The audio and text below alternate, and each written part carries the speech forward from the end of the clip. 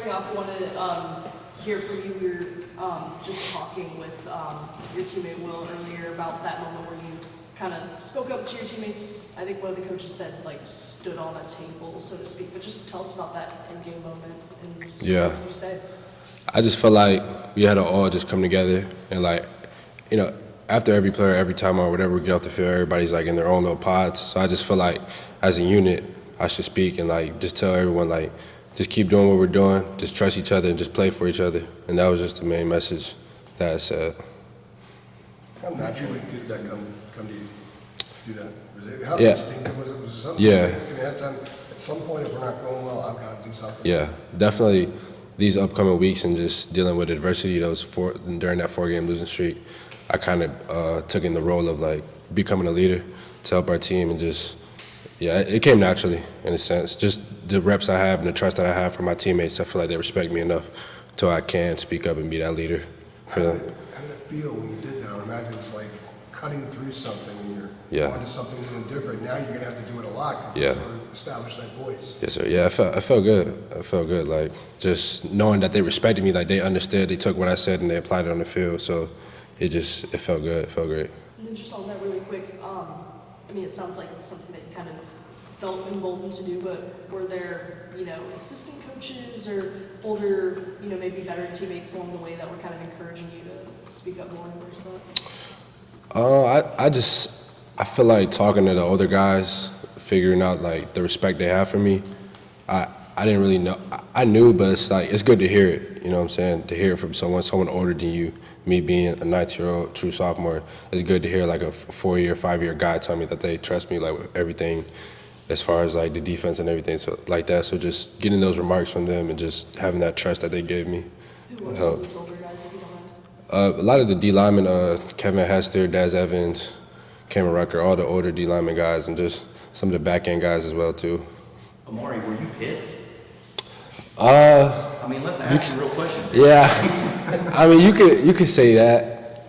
You could say I was pissed, but it was more like just felt like we had more, more in the tank, more that we could give out and like distribute out and play harder, keep playing how we do in practice. So yeah. And what did you say essentially?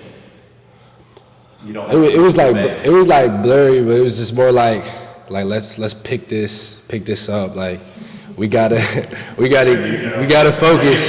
We gotta focus. We gotta keep playing. Game's not over. Like we just gotta keep playing every play, everything you got. Just play for each other. Just keep going. Just like yeah. Gosh darn it. Yeah, pretty much. To go off of, obviously you're talking about increasing the, vocal leadership and stepping into that. Jeff Collins was saying the other day that you're wearing the greenback helmet now, the white helmet and things like that. What is that transition been like, wearing it in game? And I understand you have alternated in practice, but in game, what's the transition like? It's great. Like just getting the call early so I can get the D lineman. Like once I get the D lineman the call, then I go to the back and it's just like everything runs smooth. Like just getting the call, getting to them, getting to the back end. So we can all play. We can all get lined up quicker, see formations, and start thinking about whatever plays they're gonna run. And then obviously you guys are about such a grade, before and things like that. But just kind of thinking back to when he was on the team, he was doing some of the stuff that you're kind of starting to do, the vocal leadership and even having the directing the defense. So to speak. Just like how much do you kind of harken back to the things that you learned from him, and just the memories that you had? Yeah, definitely watching Seth a lot during adversity when we were losing games, or maybe if we haven't played the best game defensively, just him stepping up and everybody listens to him. Like everybody respects him. Everybody understood when Cedric was talking and when he had to speak up and say something, everybody listened and took what he had to say. So definitely remember that. Are you still in touch with Seth? Like, do you guys text? Yeah, I'll be texting him every other day. Sometimes slide up on his Instagram posts and stuff like that, being funny. But yeah, I talk to Seth often. Any I don't know specific, if you don't mind sharing messages, maybe something he sent you that has really resonated this season? Yeah, one of the things that resonated was after our first game, he had put me and Power in the group chat. He had texted us good game, that was a good dub. So just knowing that he's watching, he's always watching us, watching our games. And that was a good little message from him. What would it mean for this group with all that you've been? I mean, it's been a long season. It feels like, my God. with all that you all have been through, and obviously there's 3 more games left to become bowl eligible, what do you think that would mean for this group? How rewarding do you think it would be? Yeah, it would mean a lot. It would show resilience and toughness and just our ability to finish games, like finish the season. Like around here, we haven't finished so well, so this month is a big month for us, and it shows that we can turn the narrative of losing 4 games and win 6 straight. So it'll be a great narrative to just show like our backbone of our team. I may have missed it, but when was the first game that you were wearing the green dot? The first game that I wore the green dot was, I think Minnesota had a green dot. Was it? I think it was. You had it every game in the regular season. No, I had it a couple games and then we had switched off. Okay. And then, You yeah. had it for Minnesota. Now, Yeah. And then you didn't have it for a few. When did you get it back? How many games in a row you got it? I had it since maybe after the pig game. I think. I'm not sure, yeah. I feel like I've had it a lot during practice, so. You talked about the theme of just, finishing, and I Yeah. know Will was saying that, it felt like you guys were talking about it all spring, all summer, things like that. I mean, if you had to guess, like, how many times the coaches have just emphasized finishing the season well, Yeah. like, what would you put that number at? A lot, definitely, especially with how we've been finishing the last 2 seasons. They've been putting a big emphasis on it, just finishing every play. But it starts with practice. Like, it starts with finishing in practice so it can translate to the game. So, yeah, workouts all summer, all spring. It's been a good, big emphasis. What's the challenge with the challenges that you see with Wake on film? Yeah. Obviously, the offense is a little different with the slow mesh and Yeah. stuff. But what are some of the things that stand out that you Yeah. are going to have to identify Yeah. and try to stop? I feel like gap discipline is the biggest thing. They run slow mesh, so guys can't get too nosy and jump out of their gaps or want to peek because it's just one person peeks, then he could get out for a big gain. So just overall gap discipline from our whole team, from our D-line, for the linebackers to the back end, just eye discipline, just being patient because plays are going to come, so we just got to stay patient.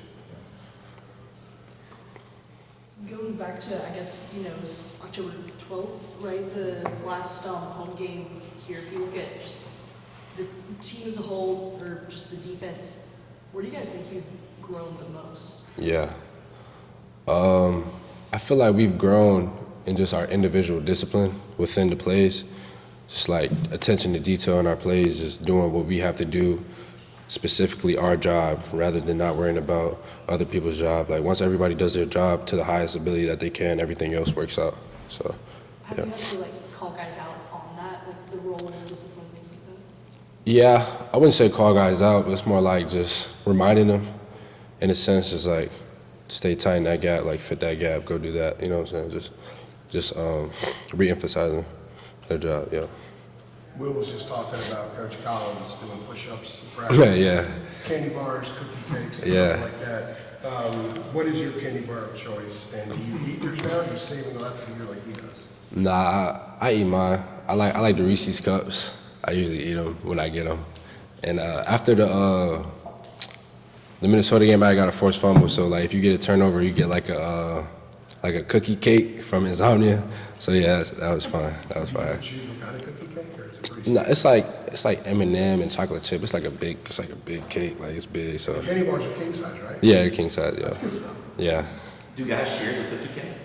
Or do they? Yeah, some guys, the D linemen, they probably don't share as much, but some of the skill guys will break off a couple pieces. Do they cut it up and like fold it, just eat it at one time, like 5 pieces left on top? Or? It's a big. You could really just break pieces off like wherever. I can see Travis kind of just. Just yeah. What's it like watching him do the push-ups? You It's guys fun. count the push-ups? It was fun. I was messing with him. He was like, I was like 1, 2, 3, 3, 3, 3. I was messing with him today, but it was fun to see him. It was fun to see him do Wilson push up. was gassed, isn't he? Oh, he was gas. He got a good pump. He's probably not gonna lift the rest of the He week. goes into it thinking he can handle it, but he comes out Yeah. he's a middle-aged man, so he can't handle it. Yeah, he got burnt out. Did you see him sprinting down the sideline during Jabari's pick six at UVA? Nah, I was running to go block the lineman, then I just got up and just saw J5 was gone, so I didn't see. I saw everybody running at the end though. He said he thought he was like sprinting down the sideline, then he watched the replay. And said, He "Oh, was God." yeah. Amare, with the type of season that you're having, and you have a lot of college eligibility left, and we'll put you on the spot here with this question. I mean, do you have other teams reaching out to you, or are they reaching out to somebody like a high school coach, anything like that? Like, you know, Nah. want some more money when you pay you some more money, that type of thing? No, sir. No teams have reached out to me.